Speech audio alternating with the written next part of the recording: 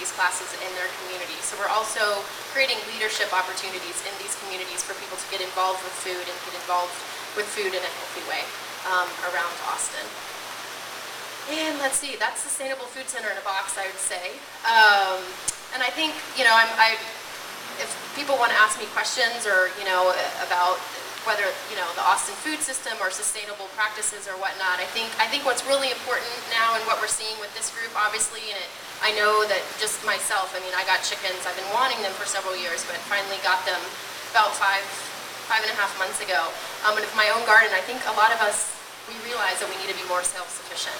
You know, I think we all know that the earth can't really support what we're doing yet, and so a lot of people, self-sufficiency is growing our own herbs, vegetables, having our own chickens, so we know we get some eggs, we get that protein, and I think getting behind the sustainable food movement is something that benefits everything from the land, how it's used, to how we understand our health, to also just local economies and taking some pride in our own local economy and our own local food, how we differentiate from New Orleans or from, you know, New York City or from even East Texas, West Texas.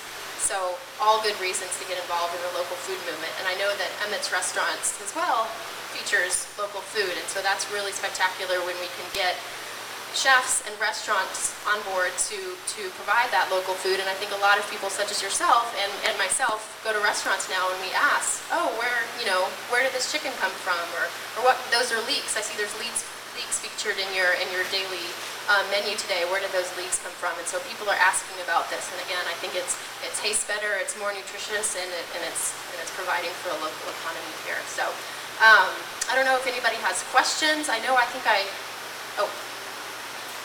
think that's one thing you're not supposed to do, right? If I remember from my 8th grade theater class, you're not supposed to turn your back on the audience. I just did that. I have a little sign-up sheet here if anybody would like to join our mailing list. We do a monthly e-newsletter via email, and you'll find out all about market stuff, what's going on internally with the different programs. We also do a weekly newsletter for the farmers markets as well. So anyways, feel free if you'd like to sign up and find out more. We're going strong. We're in the process also of building our own building. Sustainable Food Center sounds like it has a center, but we're actually on the 4th floor of an office building in Northeast Austin.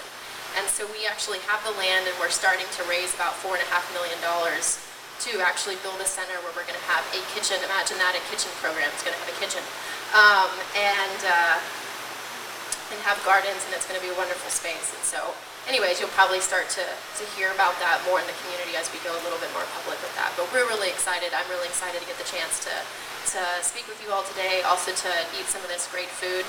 I don't know, does anybody have questions, or do we have time for that? Anybody? That was that boring. I'm sorry. Yes? That's a good question. So how do you sign up for a class? We have gardening classes as well as we have cooking classes.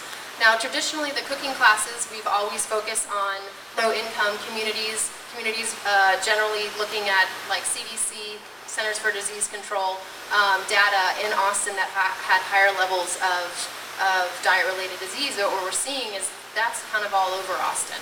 And so what we've done now is rather than just offer free classes, we also offer classes that people can pay for to take. And what this does, it allows participants to invest in the program and help offset what the class would cost for somebody else who maybe cannot afford it. So it's kind of a sliding scale, two-tiered kind of system. So if you are interested in cooking classes, please come talk to me about it, or write on the little sheet that you're interested in that, and I can give you more information about that. So anyways, well, oh, yes.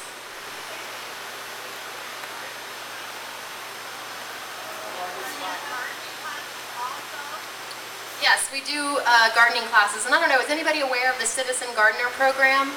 That program was started probably about a year and a half ago, maybe now, with Dick Pierce, Permaculture Group, and with Brandy Clark. And Sustainable Food Center has now taken on that program, which is excellent. And what Citizen Gardener essentially is gardeners go through, I think it's something like a 10-hour program to learn how to garden, and the idea is you have to pay back to the community what you've learned. So you partner with the school garden, or you partner with, maybe it's a nursing home or whatever it is, to give back hours, and then you also are, you know, obviously skilled in the garden. So we have that program. That's a great program, as well as basic organic. We have something called Spread the Harvest as well, which is a program that we give out seedlings and compost and seeds for people to actually get started. That can be a big barrier too. Where do you actually start growing? So we have that program as well. So we probably have more programs than you guys want to hear about, but definitely get in contact with us. We're all very passionate about what we do. We're excited to be here in Austin working with, you know, various facets of the community, including chicken fanatics like everybody here. So any other questions? Otherwise, I guess, oh, look who we have. Looks like Jesse made it.